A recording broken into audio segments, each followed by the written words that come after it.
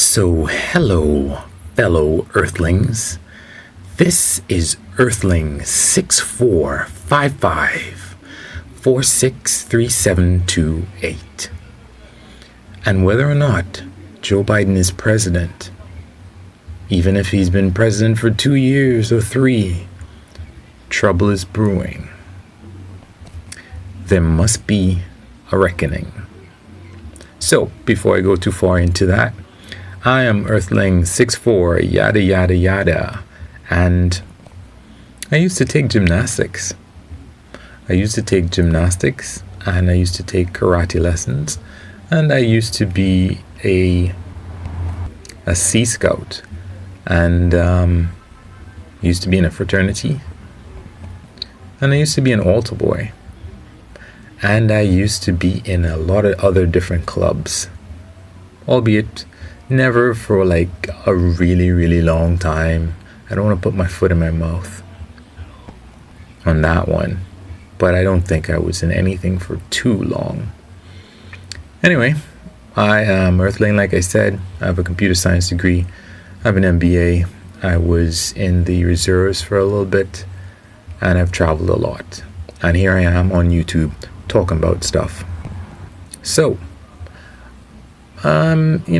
given that people stormed the Capitol building and interrupted the whole, confirmation of the electoral count by the House of U.S. Houses, whatever, that doesn't seem too good. But, those are just regular folk.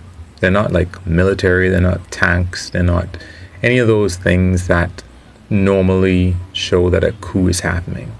And it may very well be that things just flow somewhat bumpily along, and then Joe Biden becomes the president of the US, which would be fine.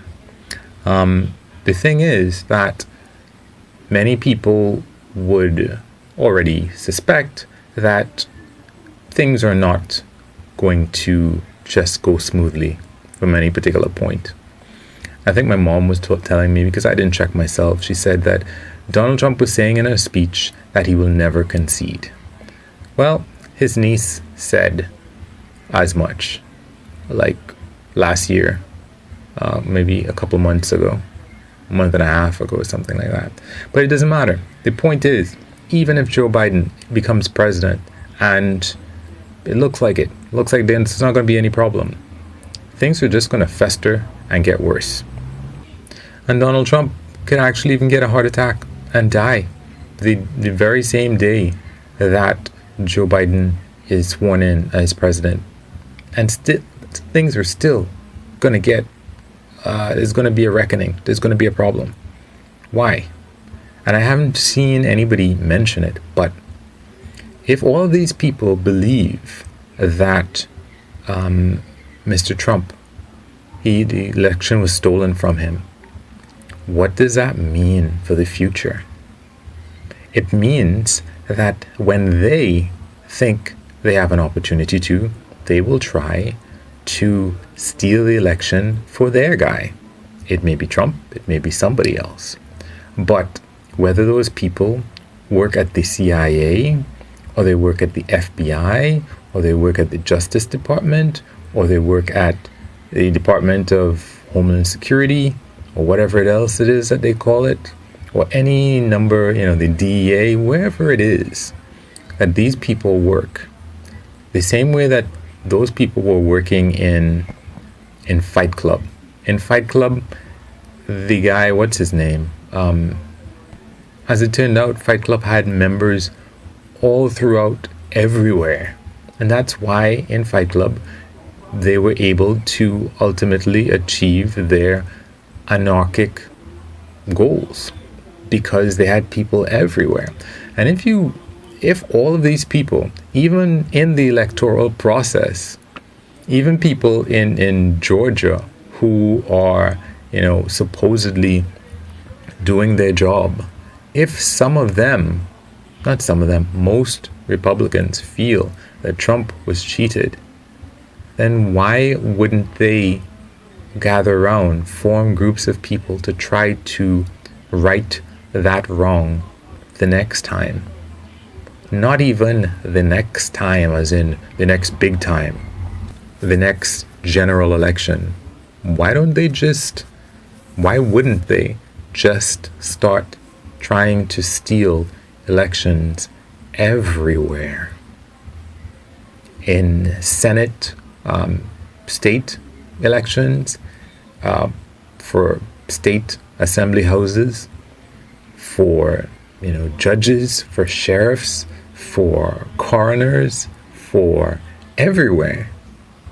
If they think that the whole system is corrupt, where would they stop? I don't see any limit to where they would stop, and that's part of the problem. Because even as, let's say, votes go ahead and let's say Democrats are successful, and people would be like, okay, well, the Democrats have been successful in this election, they're just going to see more and more and more corruption every time Democrats win something. That's just going to be more rage that's building. Now, I would have done a piece that would have said that no, it's not likely that there's going to be any kind of civil war in the US. And it is unlikely. It's very much unlikely because people are so intertwined. Even as Barack Obama would have said, there are in a lot of red states, there are a lot of blue cities. And I guess in a lot of supposedly blue states, like in California, there are a lot of red areas. So it's a lot of stuff that's intertwined. You can't listen to someone's accent and say, "You're from the South, I'm going to get you."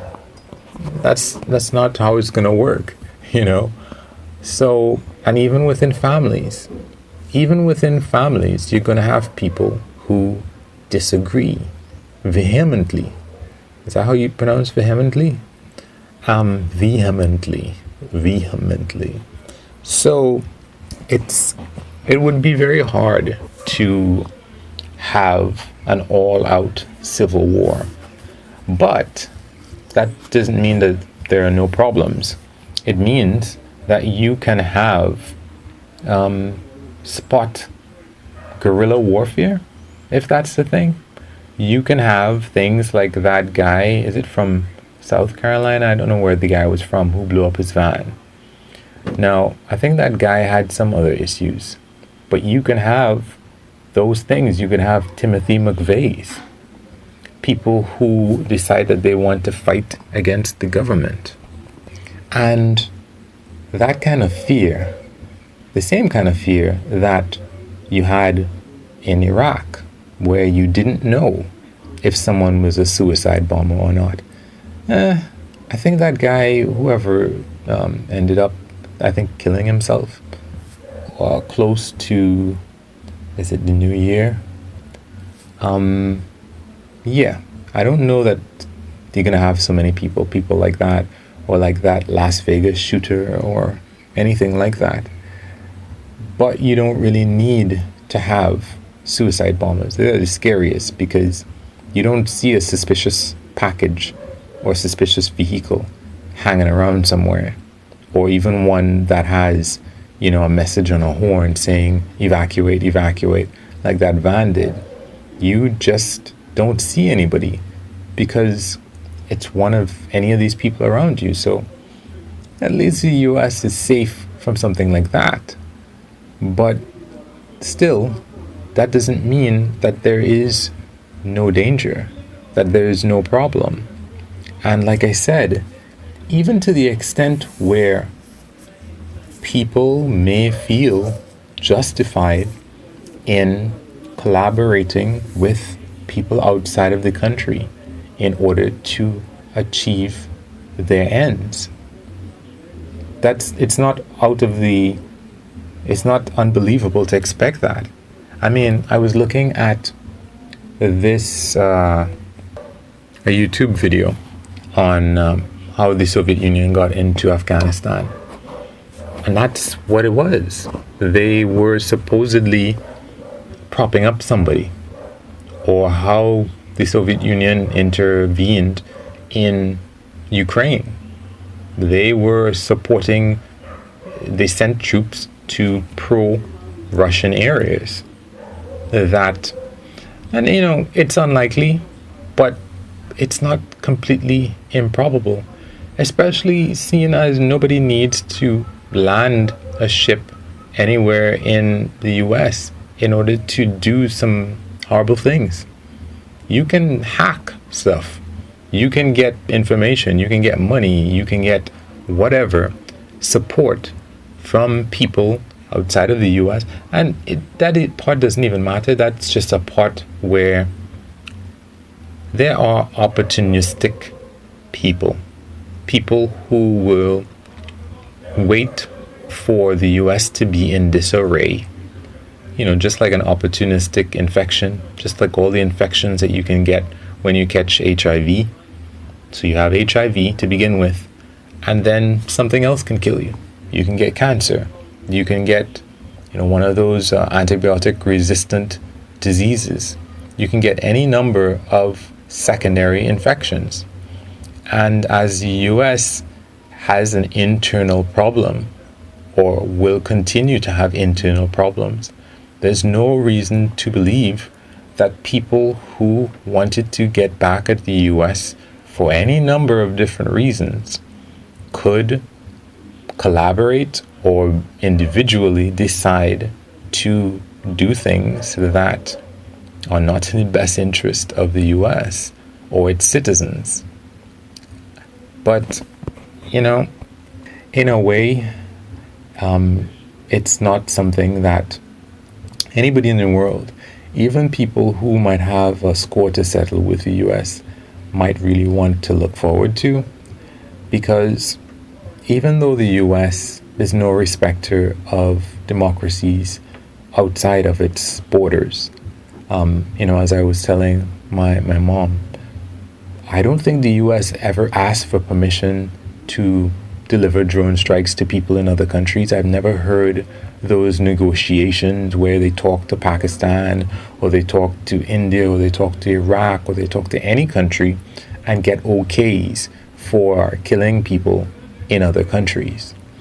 Trump just ordered one of the generals of Iraq killed.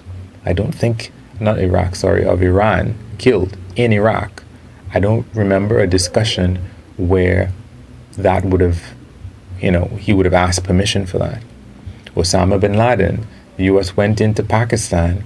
I don't recall any discussion with Pakistan telling them or asking permission or anything like that to get him. And you will say, well, they had to do it. They had to do it? They had to do it. Okay, maybe they did. Did they have to go into Panama and get Noriega? Did they have to intervene with respect to South American countries like the whole Contras and all that? I mean, the US pretty much does almost anything that it wants. And there's any number of movies where you send in a small unit of people who you will deny, like Mission Impossible style, if they get caught or if any of these things. So, yeah, even in the best of times, the US kind of does whatever it wants. And if the times end up being worse, as they must, the times must get worse, because they must also get better. And things don't just get better and better and better and better without end. People talk about ups and downs, and that applies to everything. It applies to democracy, or the continuation of democracy in a particular country. It applies to civilization. It applies to everything. Civilizations rise and civilizations fall, and everything that has a beginning has an end. So things are probably going to get really bad at some point, because that's just life.